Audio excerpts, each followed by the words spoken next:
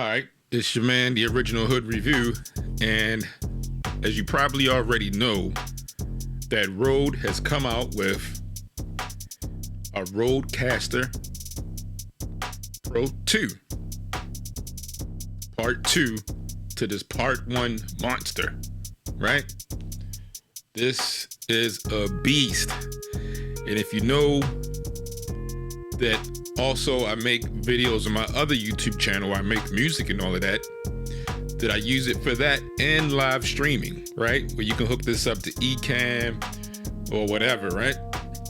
Now, there are a few things that I want to see. I just wanted to make this quick video because I don't know if they're finished with the firmware or whatever for the Rodecaster 2. I have a few things that I would like to see. Number one, some kind of echo effects on the microphones. That would be number one, right? I would love that. That was something that was missing, where I could put reverb, echo, delay, some kind of voice changing, other than buying an external plug, pedal or something that did voice effects. Okay, that's number one. And number two, as I did look over it, I see that they did address one thing. And that one thing that they did address was the effects pads, okay? Now, usually with the effect pads, you would hit that. And if you wanted to go to bank 1, 2, 3, etc., 4, you would have to open the screen up and do it that way. Now, on the new one, I noticed that they have the 2 arrow buttons at the bottom underneath of the effect pads, which makes it easier to switch to different banks. Now, also, another thing is, I wonder on the new one, will they have, since they don't have assignable microphone inputs and the USB and the Bluetooth, will you be able to assign more than one Bluetooth? Okay, that's a good question. Will you be able to assign more than one Bluetooth device?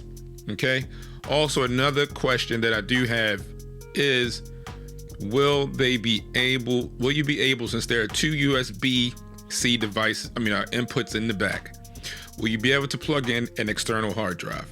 That's another thing. That's the small micro SD card slot is good, but I would also like to have external hard drive control.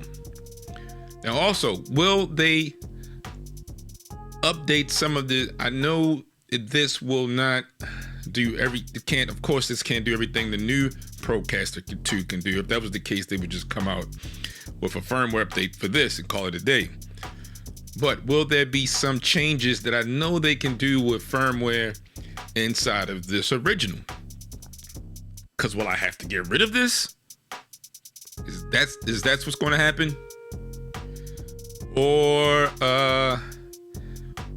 will I just be able to upgrade a few things? Because the only other thing that I have with this is a better EQ for the mics, better EQ for the input, such as the phone input or whatever else you wanted to plug in here, right?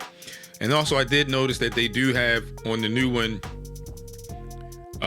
where you can plug in instruments, okay, other than the XLR inputs. So yeah, man, this is just a quick video of questions I have for the Rodecaster Pro 2, and hopefully I won't have to get rid of this, but we will see. And hey, man, if I do, just hit me up. You might be getting this for a good price. All right. So yeah, man, if you can start in or whatever you want, if you don't want to kick out, I think it's $700 for the new joint. I think this is $600. You know what I'm saying? So hey, maybe lower the price and you can get this. All right.